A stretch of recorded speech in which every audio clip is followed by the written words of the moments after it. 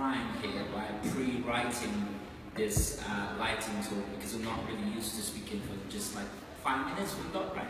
About 5 minutes. So usually I do like an hour-long lecture or something like that. So I just pre-wrote this so that I don't go completely off the track.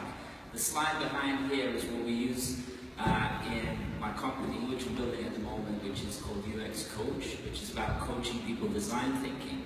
And it's how we look at business with sort of people at top, then systems, innovation, products, money, and growth that results from doing all these things in a good way.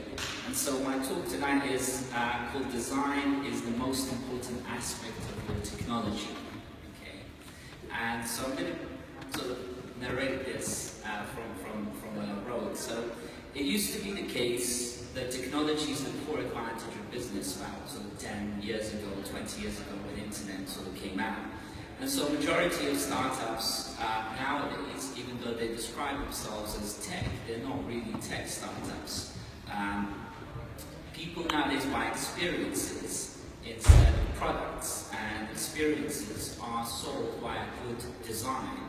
So your Apple, which most of us use nowadays, these things are not laptops, they're not products, they're actually, you know, they don't sell you the fastest laptop, they sell you the cool design. You know, you actually love these products because they're so well designed.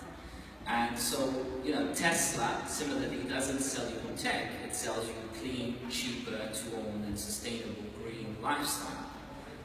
So Facebook is a huge success because of its neuro appeal, not because it has some cool tech as the leading aspect of it. Okay, Facebook works fast and it's real time and so on, but that's not why people go on Facebook every day.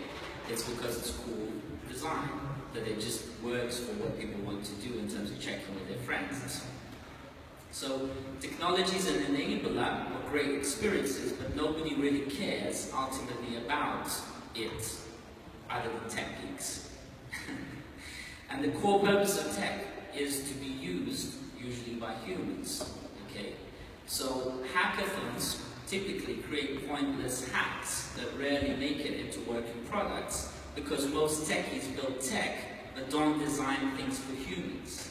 And anyway, I won many hackathons because the design of the solution was great, not because the tech was great. So even an API as a human consumable product is a human consumable product. And after all, techies are humans too. So I recently did a 2-week guest lecture at Bournemouth University for a course called User-Centered Web Development.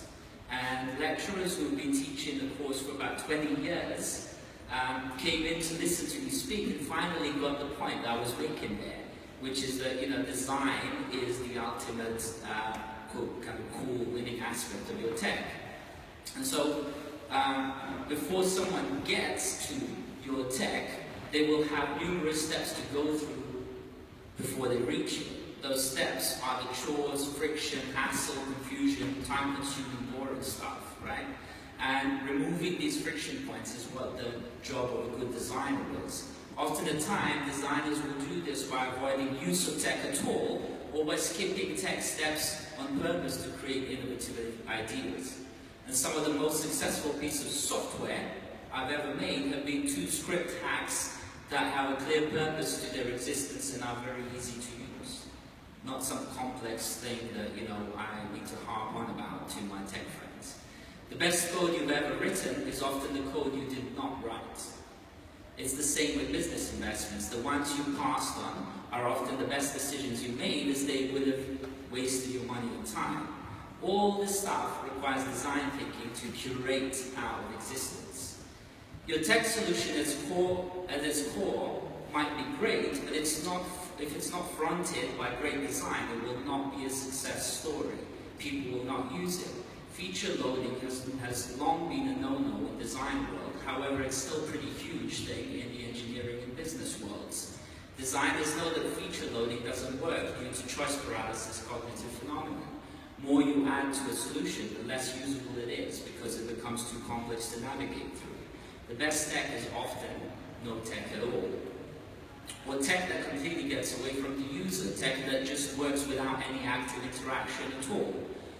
Think about things like Amazon Echo and such like devices. A lot of predictive technology is moving in this direction. Experience becomes even more of a product in such world, as users care less and less about how things work, but more about what value they add to them. The focus on people and design then becomes even more important.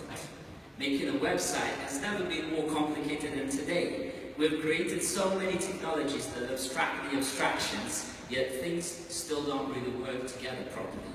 Human time has never been more abused by tech than today. For example, I find myself updating software across many devices so often. It wastes hours and hours of my life, non-stop. Companies are creating APIs left, right, and center, but the majority of those are badly designed and a nightmare to use. A typical bank now has a need for an API catalog due to the number of microservices that have been created by clever engineers. But if you have ever worked with service-oriented architecture, you will know that eventually this approach becomes a nightmare to deal with. Everyone is on the bandwagon of new and more tech, but rarely does anyone know what people truly want. There are too many tech wars going on, and show-off mentality is worse than ever. With the advent of tech startup era, the situation gets even worse. Our tech seems to be the leading catchphrase of many startups out there.